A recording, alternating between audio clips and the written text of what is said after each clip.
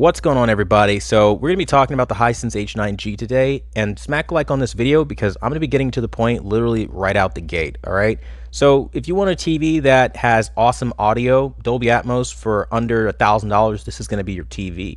You want the EDIT of your TV to sync up the 24 hertz with the 24p of your Blu-ray discs so that you don't have overcompensation issues. By all means, this is your TV. Typically, manufacturers like Samsung and LG and other manufacturers don't allow you to sync up a 24 hertz signal with 24p refresh rates of the content, and it just doesn't make sense. So seeing that on a TV so cheap really shocked me.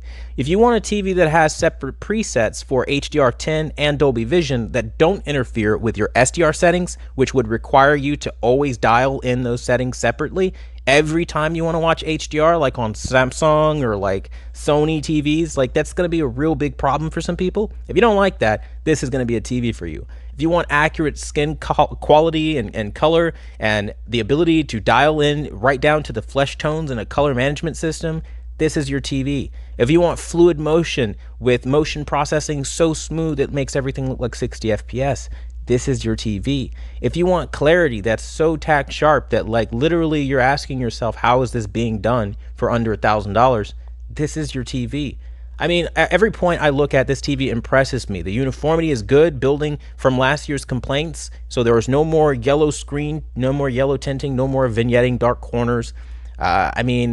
The black levels are inky deep black 99% of the time. I mean, seriously, it looks fantastic. And the only problem I run into is when you have twinkling stars in the sky or small bright highlights like logos and video game loading screens. So that's something to think about. But overall, the representation is beautiful. When you talk about gradations, though, you have some pretty severe problems on low bitrate content, resulting in extreme banding, as I would call it. And that's just the way it is. Regular 1080p content, not so bad with the banding, but of course, once you get up into full 4K, I don't notice any banding whatsoever, at least that I've noticed. Maybe some of you guys might notice something on your panels, but I don't know. It was a pretty clean representation on higher bitrate content and higher resolution content, more colorful content with more bit depth. That's just how it works, right?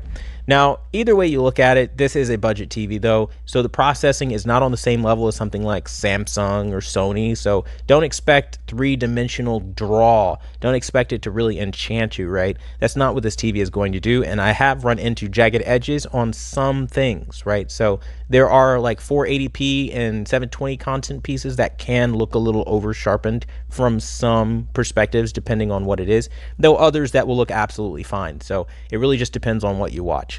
Now, all in all, great TV. Can't recommend it enough. I think I've said enough. I mean, if you're a gamer and you're worried about input lag, you can watch my video on that I recently did, 14.1 milliseconds. I mean, seriously, this thing is an absolute beast, holding its own against some of the best TVs on the market right now, and it's doing it for $649 sale price, $699 everyday price. If you're somebody that wants to get that luxury next generation quantum dot color and visual quality, but you don't want to break the bank, this is your guy. I mean, you're talking about a peak brightness of 1400 nits sustained. That is ridiculous. I mean, do I have to say more is all I got to say. I mean, like, this TV is fantastic. Hisense didn't approach me in any way, shape, or form to sell this. The only reason I'm able to buy as many TVs as I do is because, again, I put my own money up and I get, again, members that have joined and support the channel through that way. And honestly, it's crowd and self-funded. So again, no sponsorship of any kind from any manufacturer. This is literally just, again, me telling you as it is. And as it is, this is a damn good TV and not one you want to miss out on. That being said, this is as of July 28th, 2020. If there are better options that do come along, of course, I will keep you guys informed. Thanks for watching the #1 brand in honesty. And until the next video, I'll see you guys later.